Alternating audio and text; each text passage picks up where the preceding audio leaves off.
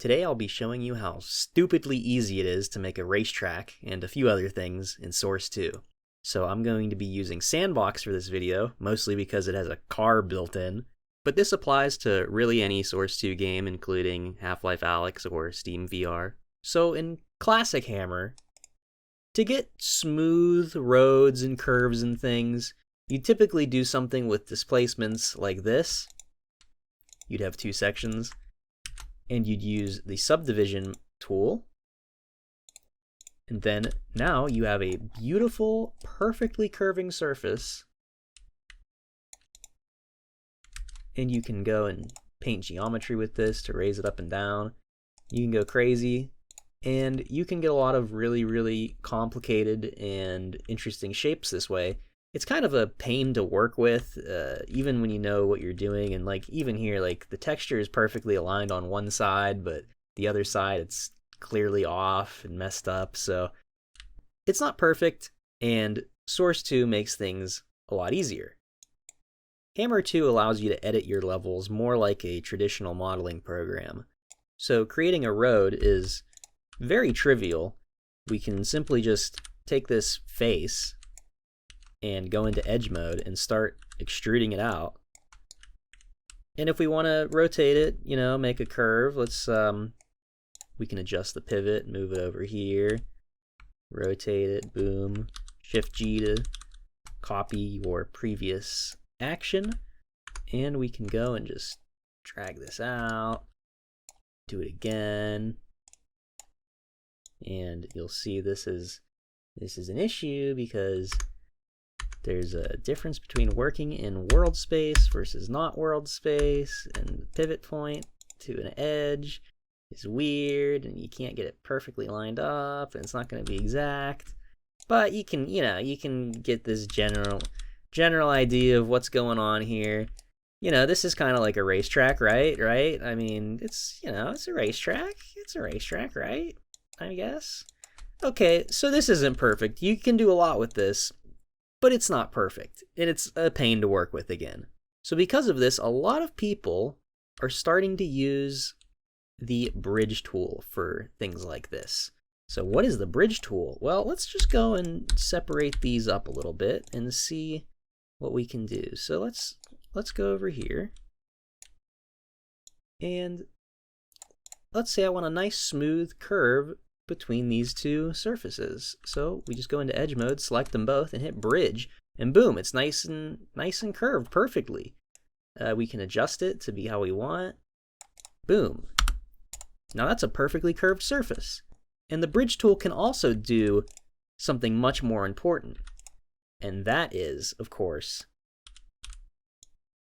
bridging between things like this. So say you have something like this in your situation. I'm going to bring this over here. So I've gone and split this up a little bit, and now I'm going to use the bridge tool to create transitions between this flat part of the road and this canted part of the road.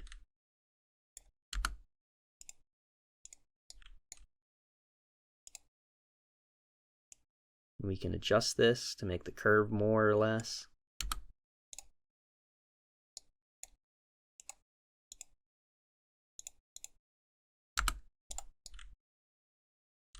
So this is way cool, because this is something you'd see on high-speed turns of like real-life racetracks. This is called cant, or sometimes super elevation. So roads in real life typically have like cant no matter what, even if it's only a teeny tiny bit, because it helps guide cars around curves. And even roads with rails, or railroads as they're sometimes called, will usually have a little bit of cant to them. So this is, doing this is totally possible using the bridge tool, and it's very powerful, and the bridge tool is incredible. You can do all sorts of things with it, but it's still a slow and kind of tedious process, at least when you're talking about getting something working and ready to go. You have to kind of like angle everything and line it all up. It's just slow. So I'll be honest, this whole video up till this point has been build up. We first looked at Hammer 1. Then we looked at hammer 2. Now we'll be looking at hammer 3, or as I like to call it, 3D Studio Max. Really, you could use any modeling program, but you know, Max is just the best, so we're going to use the best. The first thing you're going to want to do when working with Max and Source 2 is go up to your units, your unit setup, and make sure your system unit setup is set to 1 unit equals 1 inch. Unlike Source 1, which uses 3/4 of an inch per unit, Source 2 uses 1 unit equals 1 inch. Now I'm going to make a box. This is just going to be a reference box for scale. I'm just going to make this 50 by 50 feet. And that's going to be the size of our road, I suppose. That seems like a decent enough size for a raceway for 2 cars to pass each other and still have lots of room. So next, I'm going to go in the top view, and I'm going to go over, and I'm going to create a line. This is going to represent our track. Start with a nice straightaway, and then I'm going to turn off snapping. And I'm just going to start designing my racetrack from the top down.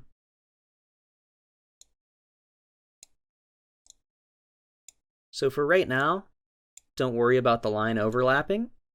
We'll worry about that later, and try to use as few points as possible for right now.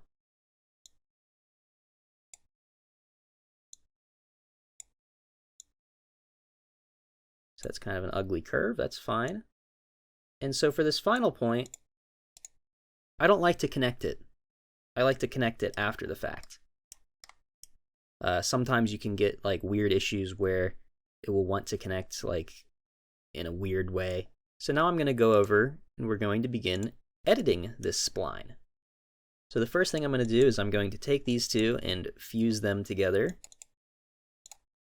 So now those are actually connected properly, and it's kind of ugly looking. So I'm going to right click and I'm going to switch this to a smooth angle, and you'll see this is what I was talking about, this weird artifact, and that's because this is a Bezier curve over here. So I'm going to go ahead and change this. There we go, that's nice and smooth.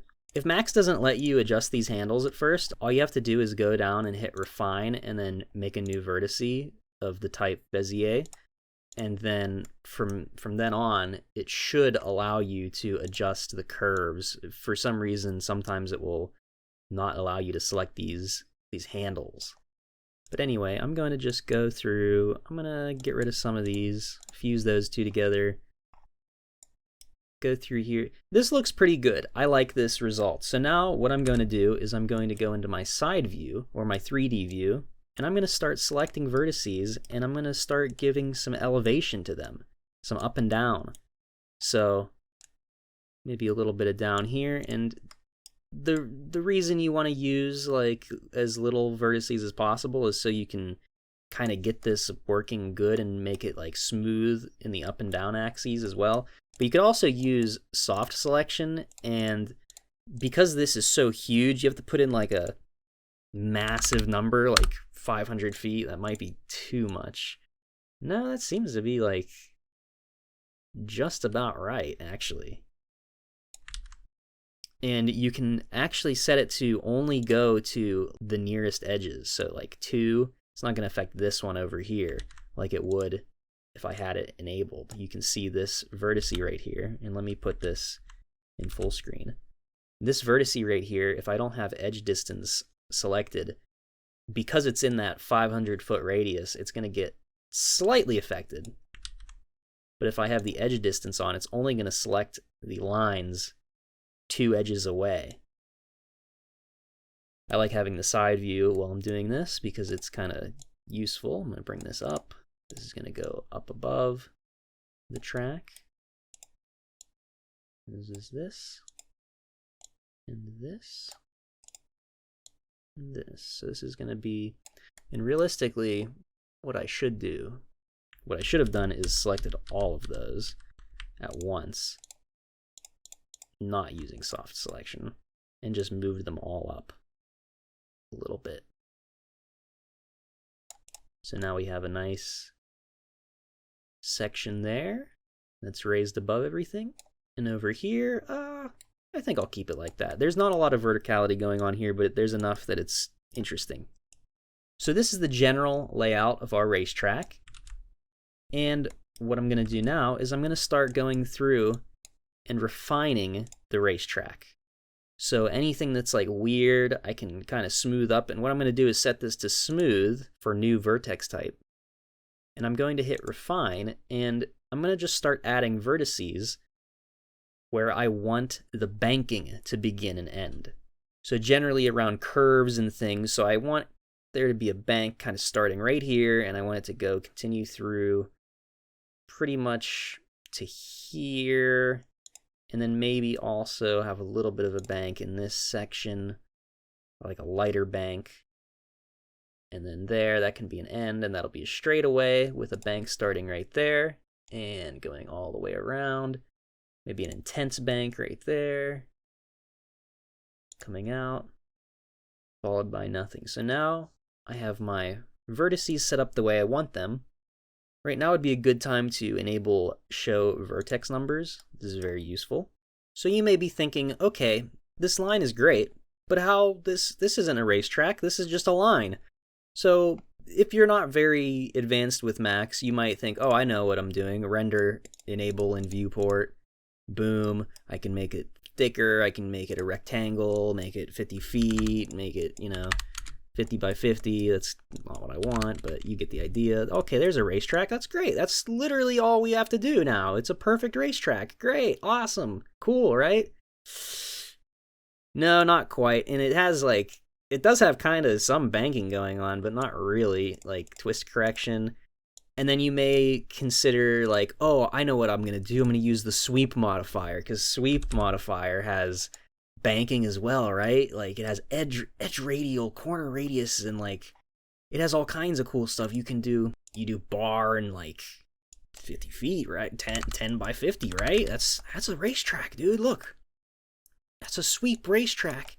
And we can go and set the interpolation, make it nice and smooth, and use banking. You can check banking and see, look, it's banked now, right? Right? You may be tempted to go into this spline, grab these, go into the rotation mode, and then try to rotate the actual points. You can't do that. Splines and Max are not really 3D objects per se. I guess they are because you can move them up and down, but you can't actually roll them. They're just a line. They don't really have roll to them. So going back into sweep, there's no difference. So I'm just going to delete that, and I'm going to go and make a copy of this line just for safety's sake. You should always try to make copies of things before you iterate.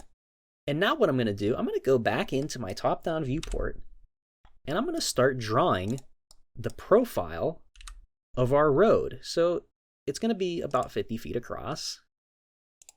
And let's just go and give it give it a little edge to it, like that.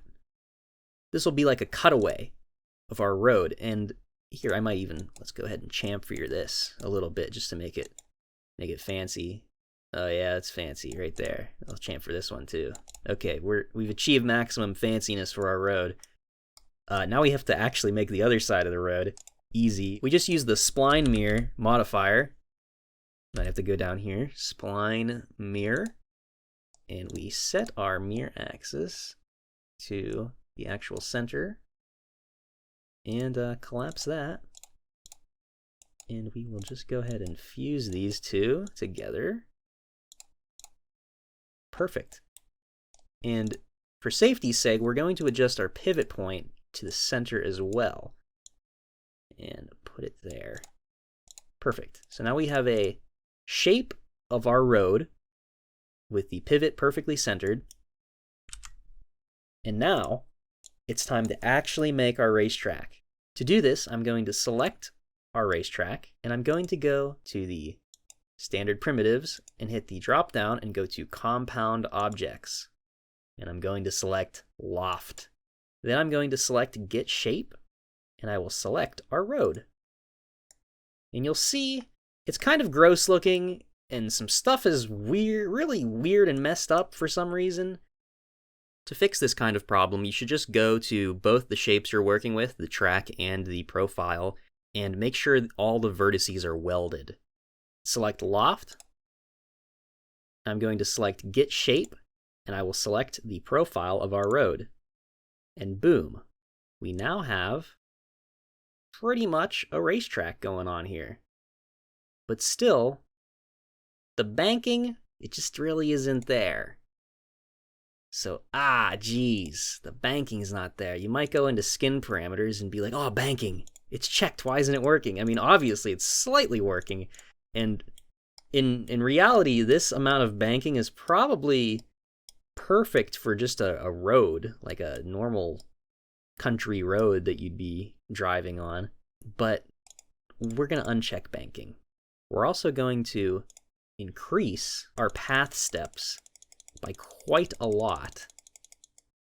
And we're going to optimize the shapes. We're going to lower our shape steps. We don't need that to be high at all. And you'll see that this is still kind of disgusting, but it's decent enough. And at this point, you could probably bring this down. The real problem here is now like you have these kind of jaggy areas. You want it to be smooth. I'd say that's reasonable, maybe a little bit more. That's fine. We can always go through and refine this kind of thing later. Like you can see right here, like, is that really necessary? You don't really need it to be that perfectly smooth. So now let's go and bank our stuff. How do you do that, you may ask? It's really quite easy. You go into your Modify panel, which for whatever reason, the deformations weren't there when we were in the Creation panel, but down here we have Scale, Twist, Tweeter, Bevel, and Fit. We're going to want to select Twist. And this is going to open up a Twist Deformation panel. Now this is extremely annoying to use, but ridiculously powerful. And I say extremely annoying mostly because you have to like kind of zoom in here and then get like the pan tool going, and now you kind of have what you're looking at. And each one of these lines represents a vertice in your spline. So I'm going to go back to our original line, and I'm going to make sure we have the vertices enabled. I'm going to go and find which vertice I want my banking to start at. And it's good to start writing this kind of thing down. So at 4, I want my bank to be at like 4, 5, 6. I want it to kind of come off. So let's go to our loft and do that. So we're going to go up here and hit Insert Corner Point. So 1, 2, 3, 4, 5, 6. And I'm just going to put it here too. And I'll put one here. And then I'm going to select this icon, Move Control Point, and you can select multiple ones. And let's watch what this does over here. And boom, you can see we're getting some curve here. We're getting some curve. Look at this. So you can see it's a little disgusting over here for number 3, but that's because I accidentally didn't change that to a smooth point. It's actually set to a corner for the spline vertex, and I don't feel like changing it back, so it's whatever. So I'm going to go through and I'm going to just start banking this like, you know, how I want it. Give it a nice bank. I think 5 needs to be banked a little bit more. Maybe like that.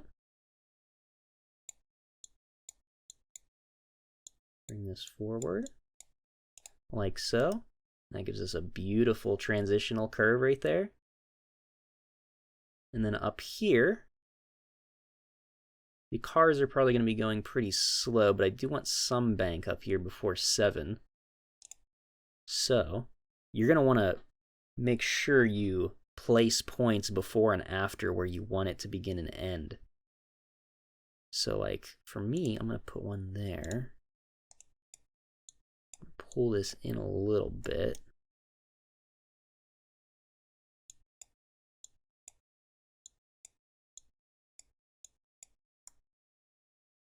I'm going to switch to here so you can see more of this. I'm going to continue adding some more points onto this. So, boom, we have this, and that's almost perfect, like what I want. Except down here, I want it to be a little bit more banked.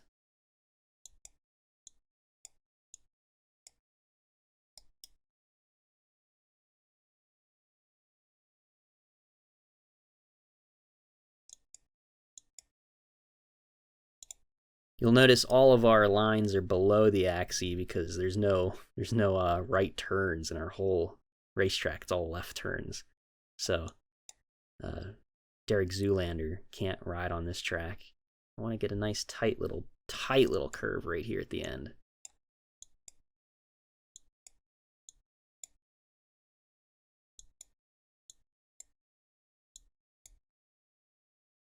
And there, I'm pretty satisfied with that. So that's my perfect banked racetrack. And it's pretty dang good. There's a couple minor problems, but we can fix that pretty quickly. We're going to go ahead, we're going to clone this and hide the original. Now this one, we're just going to edit poly. And let's go and just start deleting stuff. Like this all right here. Disgusting. We don't need that. We don't need all those polygons. Let's just go and bridge this. Boom. Perfect. Excellent. The same kind of goes for this. In this situation, what I would do is I would just go and start selecting like every other thing and control clicking to get rid of these and just kind of, we don't need this much information. There's a lot of manual refinement here. Just to give you an example of what you should be doing. You really should be like kind of optimizing this as much as possible because it's, this is a lot. This is a lot of, mesh right here. Like, especially over here, like, geez, that's a lot. And right here, this is kind of a disgusting section. That's gross. And then up here, right here is the worst offender out of all of them. Mainly because it doesn't even smoothly transition. So let's get rid of this. Let's just dump it. Let's kill it. Really, we can just get rid of that entire loop now that they're connected. There, perfect. Cool, great, awesome. Now, if you wanted, you could go and add supports to this, like with the spacing tool. That would be in the Tools, Align, Spacing tool. And this would allow you to add some supports to it along the spline. But I'm not going to use the spacing tool, and I'm not really going to even make supports, but I'm going to show you how I would do it. So I'm going to create just a cylinder, and this is going to represent my support. There we go, that's a support. Very cool.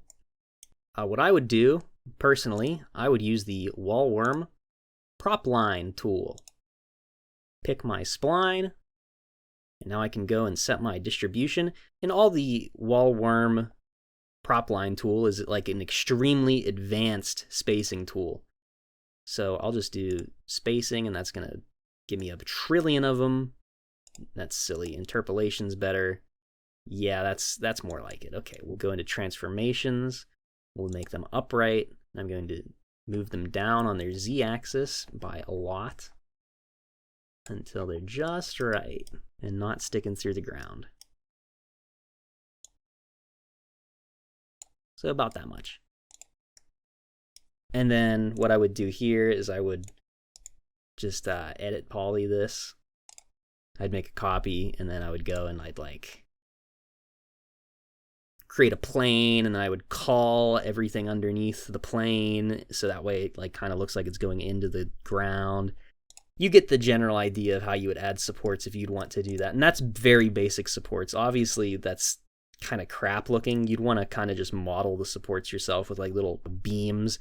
So let's apply a material to this, just a standard scanline material. And we're going to call it materials/dev/reflectivity_30.vmat and assign it to that. And wow, guess what? Doing that, using that syntax, that is going to allow us to have that be our material on this object in Hammer. So I'm just going to select the racetrack, just the racetrack, and I'm going to go File, Export Selected, and we're going to call it Cool Racetrack. And hit OK. Now, back to Hammer 2, we're going to go ahead and get rid of all of this and object mode, of course. And we're going to go and import a file. Let's locate our 3ds Max folder and find coolracetrack.fbx. And there she is. And you'll see there's some issues here. First of all, the racetrack is almost bigger than the entire hammer grid, as you can see. And secondly, the racetrack has this, like, red line through the whole thing. Now, what's up with this red line? Why is it doing that? Well, that means it's like an open, non-welded loop, and then we have this over here. And from what I've discovered doing testing for this, it does seem like your final points don't get, like, correctly created with the loft. They don't, like, merge together. So you set your range to fixed, and then you just select everything and just merge it. And now it's good to go, pretty much. However, there's a big problem with that, and now everything's triangulated, and you don't want that. So select objects, get rid of all of it, delete it. It's bad. Why is it bad? Okay, easy fix. Boom. Weld settings. Set it to like 1 inch. Boom. Everything should be good now. I'm gonna go through and I'm gonna delete any like problem sections like this. We're just gonna get rid of them. Because remember, Source 2 has the bridge tool, so we can smoothly bridge between like anything, really. Especially like this is disgusting. We shouldn't be getting this kind of thing. Getting rid of it. And there's a bit of an issue with the underside of the entire racetrack. I don't want this line going across. I'm just gonna remove it. Just gonna remove it. Control click to remove. And you can see here, uh-oh, you got a little problem right here. Things like this, when you import an object from a modeling program into Hammer, if you get triangulated faces, that means something somewhere with the model that you imported is messed up. So in this situation, something's messed up somehow. We delete that. It looks like that face was just completely messed up. So let's remove this and then cap that poly, and that should be good for there. And we'll export it one last time, and hopefully, if everything's good when we bring it into Hammer,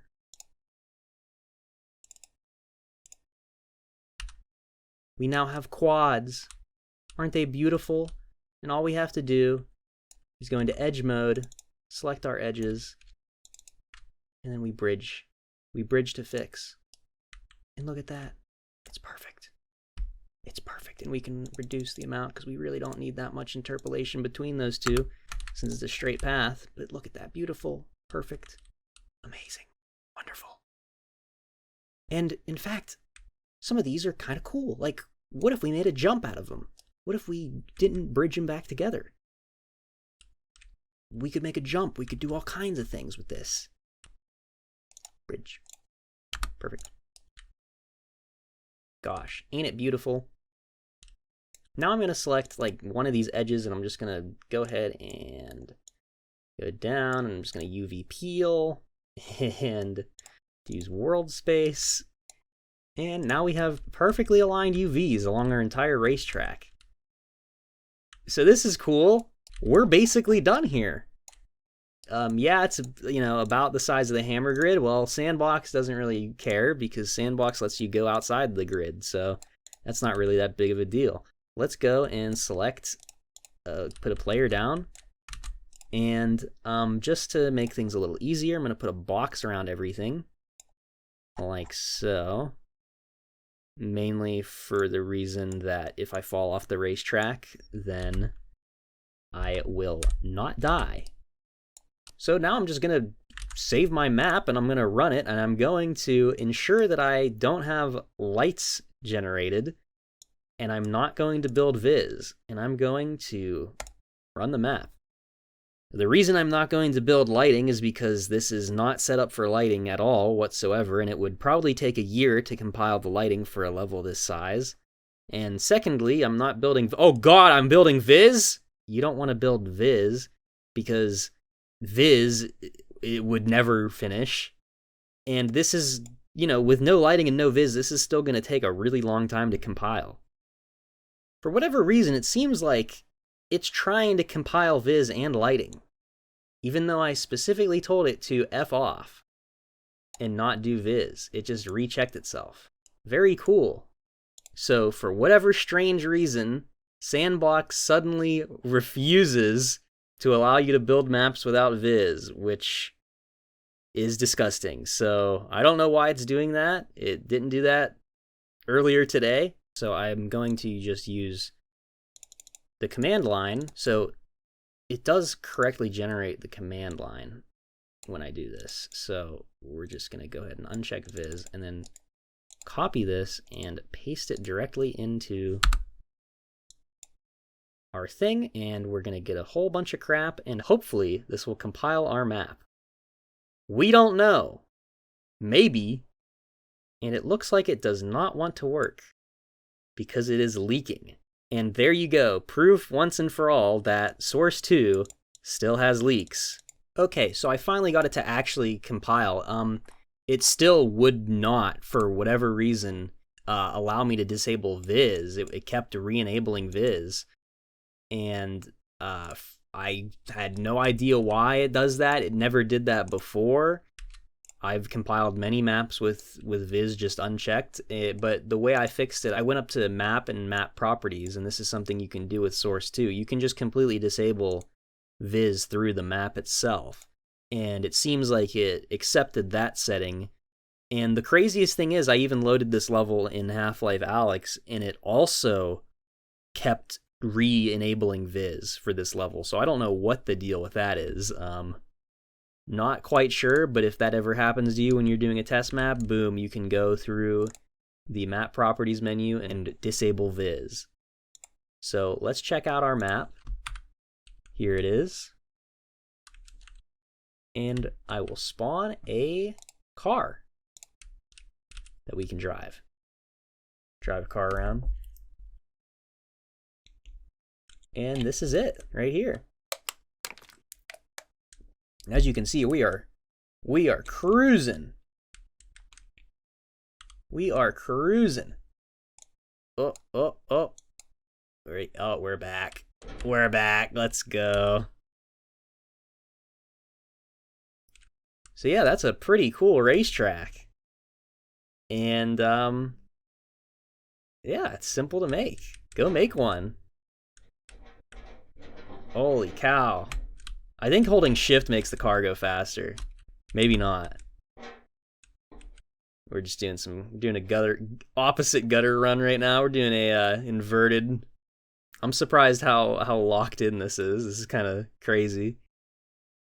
This is the no steer. Oh!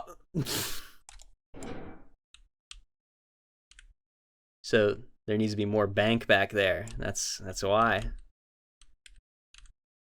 So that's the video. The next thing you'd probably want to do is go and add like actual art around this. You could take certain sections of the entire track and get rid of them and replace them with like a dirt road or something, or like a bridge, or like, you know, a tunnel, stuff like that. Build the terrain around it. It's very simple, but you could really go crazy with this now that you have it in the editor. You know, there's quite a lot you can do. You could really load it back into Max if you wanted it to. You can import and export from Max all you want. Here's a map that I made before I recorded this video just to test some things. When you load it up without lighting, it's going to be black. Why is that? Well, it's because there's no lighting. So you do matte, full bright, 1, and now you can see stuff. Cool, right? Boy, we are cruising. I could use that game mode GR and pre, but I don't know how to do that, so it's just this, you know. Oh. Well, I guess that's it. That's the racetrack. No clip isn't bound to V by default, so this little sausage boy is gonna fall forever and ever and ever.